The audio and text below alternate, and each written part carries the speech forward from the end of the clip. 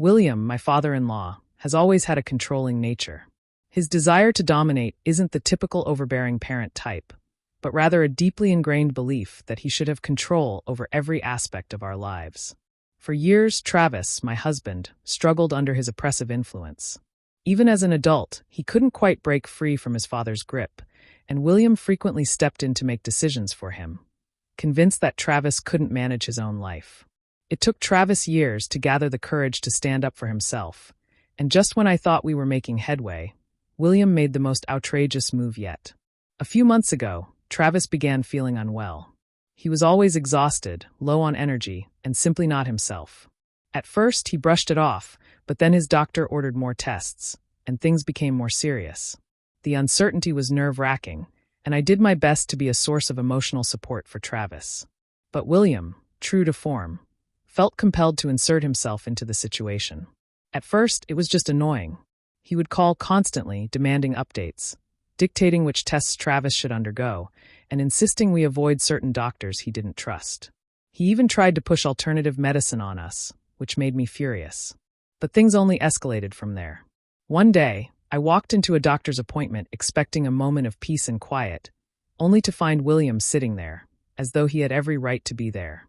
He looked up at me and said, "I'm here to make sure things are done right." I was taken aback. Travis and I had this handled. This was supposed to be our moment to navigate this medical crisis together, without anyone else involved. But there he was, looming over us like a shadow, as though my opinion didn't matter. I tried to maintain my composure. "Did you ask your father to come?" I whispered to Travis, pulling him aside. He looked embarrassed, shaking his head. "No," he said quietly. "He just showed up." I couldn't believe it. I thought he had learned to stand up to his father by now, but instead, he let William take over the conversation completely. Even when the nurse asked Travis about his symptoms, William jumped in and answered for him. The doctor asked for Travis's medical history, and again, William stepped in before Travis could say a word. It was clear to me that William didn't just want to help. He wanted control. And that's when I realized that, despite being an adult, Travis was still being dominated by his father in ways I hadn't anticipated. After the appointment, I confronted William. "You do not have the right to make Travis's medical decisions," I said, trying to keep my voice steady. "He is an adult, and you need to back off." William, in his usual smug way, just smiled condescendingly and held up a document. It was a power of attorney form with Travis's signature on it. My heart sank as I read the document. "This grants me the ability to oversee all his medical decisions," William announced. "I'll be at every appointment from now on, and any choices will go through me." My hands shook as I turned to Travis, demanding to know if he had signed it. He took one look at the document and paled. "I never signed this," he whispered. William tried to argue, insisting it was Travis's signature, but Travis was adamant. "I would never give you that kind of authority," he said, his voice shaking with frustration. William shrugged, smug as ever. "Well, it's done now." I knew this wasn't over. I was determined to fight back. When we got home, I examined the document more closely. The signature didn't look right. There was something off about it, like someone had copied it. I took pictures and sent them to our lawyer, who advised me to contact the hospital's legal department. I did so immediately, explaining the situation and sending them the document. They took it very seriously and assured me they would investigate. Not long after, we saw just how seriously they were taking it. When William tried to attend Travis's next appointment, he was stopped by 2 security guards. "You're not authorized to be here," one guard told him, arms crossed. William tried to argue, but they quickly informed him that his power of attorney had been revoked. William was furious, but I stood in the waiting room, arms crossed, watching him seethe with anger. For once, Travis stood up to his father, too, without hesitation. "Go home, Dad," he said quietly. William glared at him but left without another word. For a brief moment, I thought we had won. William seemed to back off, and for a while there was an eerie calm. But then the medical bills started arriving. One of the bills was for a specialist Travis had never even seen. I assumed it was a mistake, but as I looked closer, I saw that William had referred Travis to the doctor. I called Travis immediately. "Did you see this specialist?" I asked. He looked at the paperwork and shook his head. "No, I've never even heard of this doctor." We checked our insurance records, and sure enough, multiple appointments had been scheduled under Travis's name without his knowledge. William had been making decisions behind the scenes, trying to control Travis's medical care without us knowing.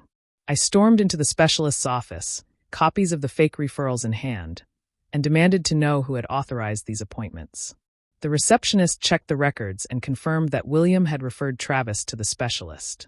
When I explained that his power of attorney had been revoked and that this was fraud, the receptionist promised to cancel the appointment and ensure William would never schedule anything under Travis's name again.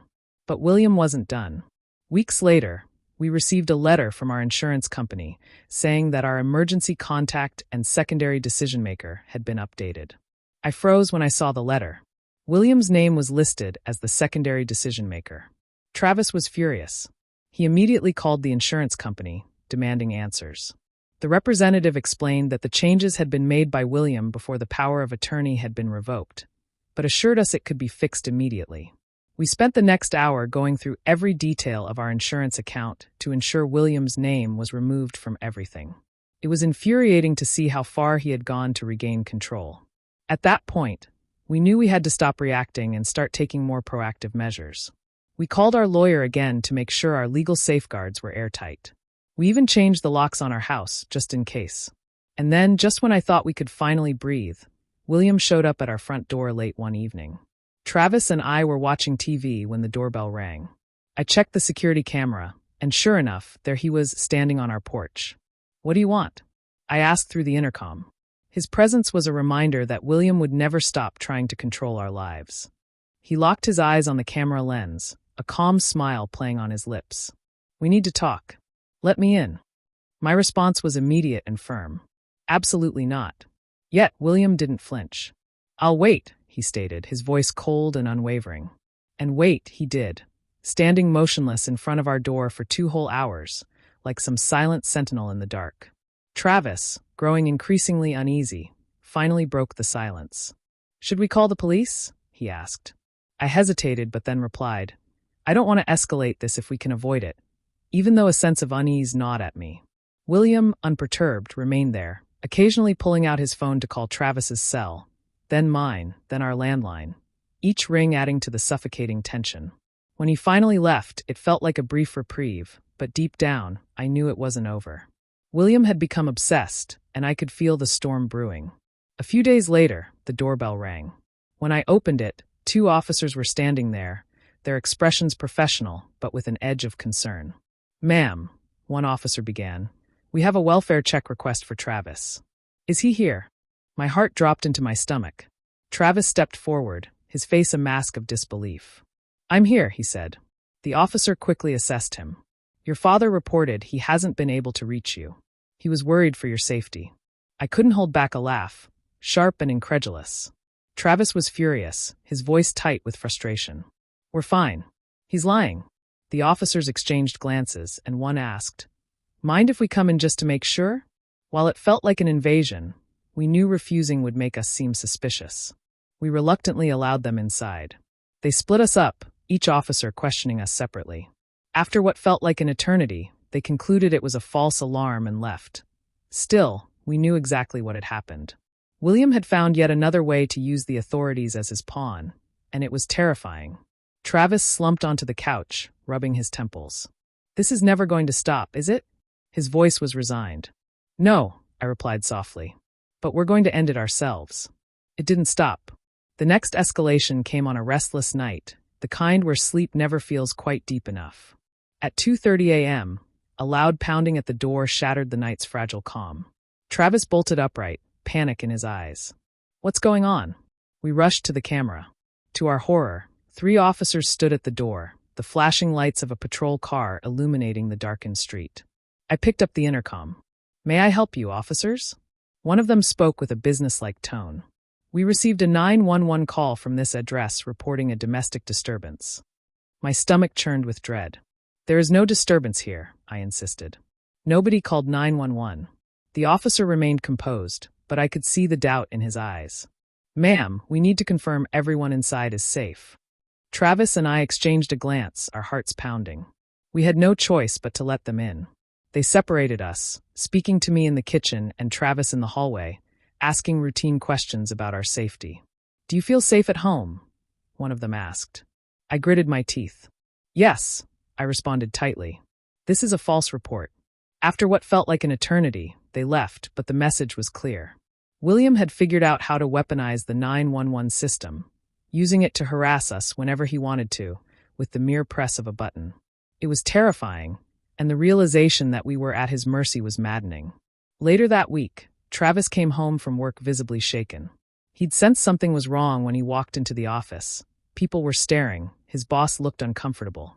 His HR manager pulled him aside and slid a printout across the table. We received an anonymous email claiming you've been using illegal substances on company property. The accusations were ludicrous. Travis being drunk at work, hiding pills in his office, even hinting at him being mentally unstable.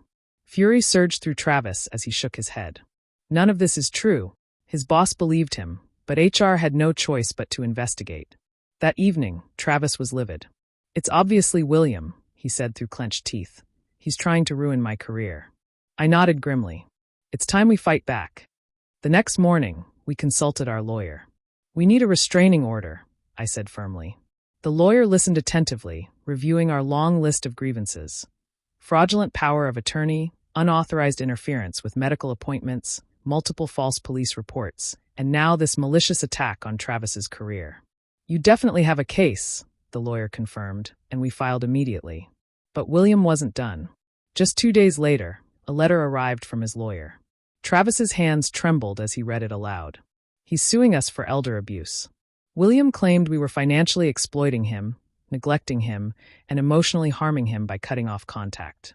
He had even lined up witnesses, his new wife, who we barely knew, and distant relatives we hadn't spoken to in years. Travis's face turned ashen. He's flipping the narrative, he murmured. He's going to paint us as the villains. I clenched my fists. Not if I can help it. The hearing was scheduled for 2 weeks later. By the time we walked into the courtroom, we were prepared. I had gathered every scrap of evidence. The forged power of attorney, suspicious medical appointments, falsified insurance changes, 911 logs from those false reports, and the email that almost ruined Travis's career. We laid it all out for the judge, leaving no stone unturned. William sat across from us, his demeanor smug as ever, certain of his impending victory. Our lawyer wasted no time. You claim financial exploitation, he began, addressing William. But we have irrefutable evidence of insurance fraud. You allege emotional abuse, yet you are the one who has repeatedly filed false police reports, forged documents, and tried to sabotage your son's career. William's face reddened, and his lawyer shifted uneasily. The judge remained silent, taking in the evidence. But the final blow came when we introduced William's new wife as a witness. She took the stand, her hands trembling as she recounted how she had seen William forge Travis's signature, practicing it over and over, convinced Travis was incapable and that he had to take control. William's face twisted with rage. You traitor, he spat, but the judge silenced him with a sharp command. Travis, for the first time, looked directly at his father without fear. You've controlled people your entire life, he said quietly, but not anymore.